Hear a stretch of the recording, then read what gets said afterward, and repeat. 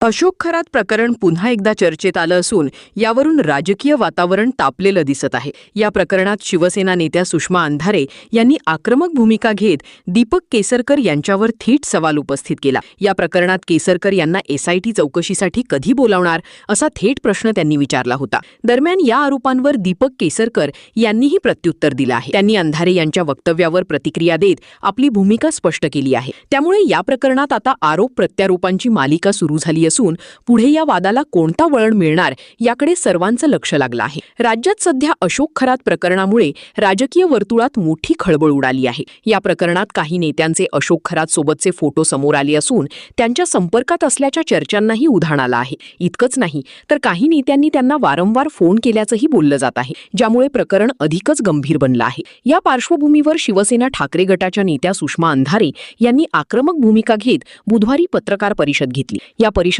त्यांनी थेट मुख्यमंत्री आणि गृहमंत्र्यांना सवाल करत दीपक केसरकर यांना एसआयटी चौकशीसाठी कधी बोलावणार असा प्रश्न उपस्थित केला। दरम्यान अंधारे यांच्या या आरोपांना आता दीपक केसरकर यांनी प्रत्युत्तर दिलं आहे। त्यांनी आपली भूमिका स्पष्ट करत या आरोपांना उत्तर दिलं असून त्यामुळे या प्रकरणात राजकीय आरोप प्रत्यारोप अधिक तीव्र होण्याची शक्यता निर्माण झाली आहे। अशोक खरात प्रकरणात सुरू असलेल्या आरोपांवर दीपक केसरकर यांनी आपली भूमिका स्पष्ट केली आहे। त्यांनी सांगितले की सध्या एसआयटी आणि ईडी या दोन्ही यंत्रणांकडून चौकशी सुरू असून कोणाचेही नाव समोर आले तर त्या व्यक्तीला चौकशीसाठी बोलावले जात आहे। केसरकर यांनी पुढे म्हटलं की कोणाला भेटणे किंवा कोणासोबत फोटो असणे हा गुन्हा ठरू शकत नाही। प्रत्येक गोष्टीला राजकीय रंग देणे योग्य नाही। त्यांनी आरोप केला की केवळ ओळख असल्यामुळे त्यांच्यावर विनाकारण आरोप केले जात असून त्यांची बदनामी केली जात आहे। तसेच मी कोणत्याही महसूल यंत्रणेला फोन केलेला नाही। दिलीप लोंढे हे माझे कधीही पीए नव्हते।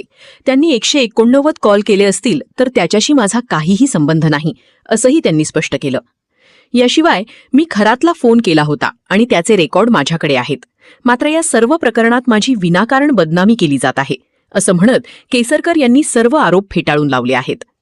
दरम्यान अजित पवार यांच्या निवासस्थानाबाहेर कथित काळी जादू करण्यात आल्याचा आरोपही समोर आला असून या मुद्द्यावरही दीपक केसरकर यांनी प्रतिक्रिया दिली आहे। त्यांनी स्पष्ट केलं की या प्रकरणाबाबत आपल्याला कोणतीही ठोस माहिती नाही। तसेच अजित पवार यांच्या अपघाताबाबत बोलताना केसरकर म्हणाले की दादांचा अपघात अत्यंत दुर्दैवी होता आणि त्याचं दुःख सर्वांनाच आहे। या प्रकरणात दोषींना वाचवले जाणार नाही असा ठाम इशारा देत या अपघातासाठी जो कोणी जबाबदार असेल त्याच्यावर कठोर कारवाई केली जाईल अशी भूमिका मुख्यमंत्र्यांनी आधीच स्पष्ट केल्याचंही त्यांनी नमूद केलं।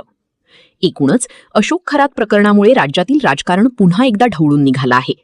आरोप प्रत्यारोप, पत्रकार परिषदांमधील थेट सवाल जवाब आणि चौकशी संस्थांची कारवाई यामुळे हे प्रकरण आणखी गंभीर होत चाललं आहे।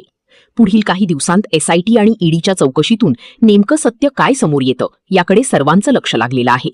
तसेच या प्रकरणात आणखी कोणती नवी नावं समोर येतात का आणि राजकीय समीकरणांवर त्याचा काय परिणाम होतो हे पाहणंही महत्त्वाचं ठरणार आहे।